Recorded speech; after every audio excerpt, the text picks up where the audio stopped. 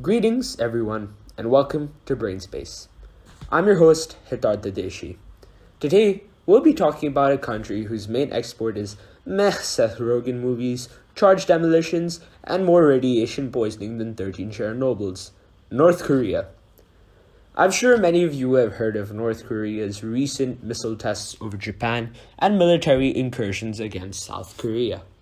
As such, today I would like to cover those and much more, talking about the inception of North Korea, why it does what it does, its standoff with South Korea, Japan, and the United States, and what the Kim dynasty eventually might look like in the future, as well as alternate circumstances the Kim dynasty might be put through. So strap your nukes in, and let's listen to the story of the Kim regime. We begin right off during the Second World War, in the northern part of Japanese-occupied Korea. As the war is closing overdue due to the Soviet invasion of the Japanese puppet state of Manchukuo, communist and nationalist guerrillas in Korea are wreaking havoc on Japanese lines. One such group is the 88th Separate Rifle Brigade, a group of communist guerrillas from the Soviet Union, China, and the Korean Peninsula, dedicated to fighting the Japanese.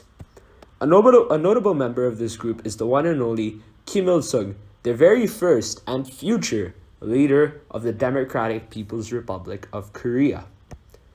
After the atomic bombings of Hiroshima and Nagasaki, the Soviet Union and the United States officially chose to divide the Korean Peninsula into half at the 38th parallel, with the northern side being occupied by the Soviet Union and the southern side being occupied by the United States.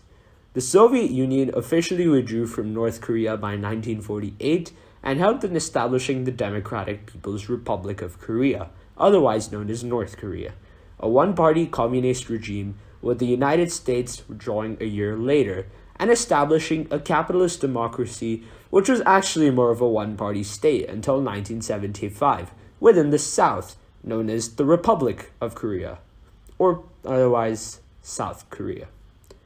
The Soviet Union officially places Kim Il-sung into power over the North, with the US placing Syngman Rhee into power over the South. Like most dictators, Kim Il-sung quickly worked to consolidate his power and hold over North Korea. Due to his skilled propaganda techniques, Kim Il-sung painted himself as a Korean hero and told the North Korean people of his sacrifices while fighting the Japanese as a Soviet-trained guerrilla fighter, how he was born on Mount Paektu, one of the most sacred mountains for Koreans, and how a rainbow beamed brightly the moment he was born. In reality, Kim Il-sung wasn't even originally from the North. His family migrated from Jeonju, South Korea, during Japanese occupation. Kim Il-sung also didn't immediately go to serve the Korean people, but joined, get this, the Communist Party of China in 1931 and fought the Japanese in Manchuria. Anyways, where was I? Tensions remained high within both Koreas as Kim and Rhee both saw themselves as the legitimate government over the entirety of the Korean peninsula. With this in mind, and with Joseph Stalin's blessing, North Korea attacked the South on 25th of June 1950. The North largely got the confidence to attack from the Soviet Union, as while the Americans had stationed hundreds of thousands of troops in South Korea to prevent such an event, the USSR had a working nuclear program, which would allow it to respond to an American escalation to the North Korean invasion swiftly. As both sides clashed and South Korea fell back, South Korea and the United States called for a UN intervention force to intervene on behalf of the Korean government. The following nations decided to send troops or medical contingents to aid the fight against the DPRK: the United States, South Korea, obviously, the United Kingdom, Canada, Turkey, Australia, the Philippines, New Zealand, Thailand, Ethiopia, Greece, France, Colombia, Belgium, South Africa, the Netherlands, India, Sweden, Japan, Norway, Denmark, Italy, and Luxembourg.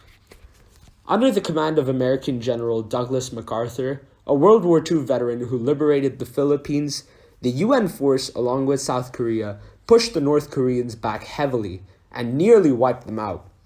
However, one nation which bordered the peninsula was looking on with fear and discontent: China. General MacArthur wanted to push further from North Korea, invading China as well. With this backdrop in mind, China officially sent out the call for 1.5 million troops to face off against the UN force, the United States, and South Korea. This led to the North Koreans and Chinese pushing the Koreans back to the 38th parallel, right where the war started, effectively making it a stalemate. The two sides then later signed a ceasefire agreement. Fun fact, a formal end to the war has yet to be achieved, as a ceasefire just entails a cessation of hostilities, which makes North Korea and South Korea technically still at war. After the end of the Korean War, both Koreas moved to develop immensely.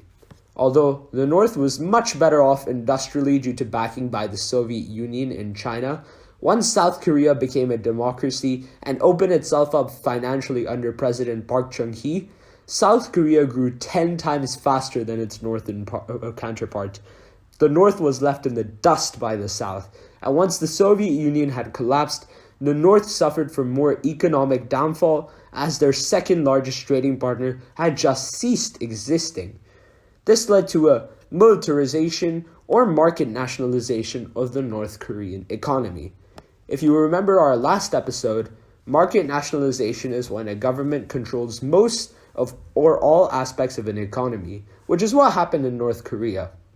Once this had happened, however, more food was reserved for the elites of North Korea as agriculture became a government-involved sector, leading to mass famines which killed thousands.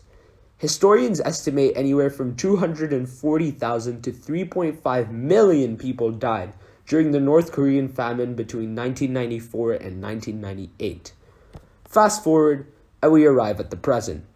The North Korean conflict has been limited to 6 sides or stakeholders now: Russia, the United States, North and South Korea, China, and Japan. I'll quickly gloss over what each side wants from the conflict. Let's start with Russia. What Russia essentially wants is a peaceful resolution favoring North Korea. To the same extent, this is the same case with China. South Korea hosts US troops within its nation, nearly 24,000 of them. What Russia and China are scared of are US troops being hosted on their borders. We saw this in Ukraine, and given the circumstances, I believe we would see the same in Korea. The United States and Japan wish for a peaceful resolution favoring South Korea, although Japan is a lot more hardline in its stance against the North. This is largely because North Korea has frequently kidnapped Japanese citizens and launched ballistic missile tests over Japanese waters, with the last tests occurring in late November of 2022. However, a large expat community of North Koreans have lived in Japan since the early 1950s, which may be leading Japan to not side fully with South Korea, as well as South Korea and Japan's past rocky relationship. Finally, we have the Koreas. Both Koreas do not recognize the other, and see themselves as the rightful government of the entire peninsula. We can see this as the North has frequently incurred into the South illegally by launching everything from missile tests and incursions. So, what might a future North Korea look like? Well, a future North Korea could possibly take the China route, looking to turn into a more capitalist system while still keeping its authoritarian government practices. This could lead to a possible collapse of North Korea, as we saw in the Soviet Union during Mikhail Gorbachev's reforms, or the most successful North Korea has ever been. All we can do is wait for the future and see what happens. I wish the best for the North Korean people and hope everything turns out the best for them. I'm your host, Heetaarth. Have a great day, and I'm signing off.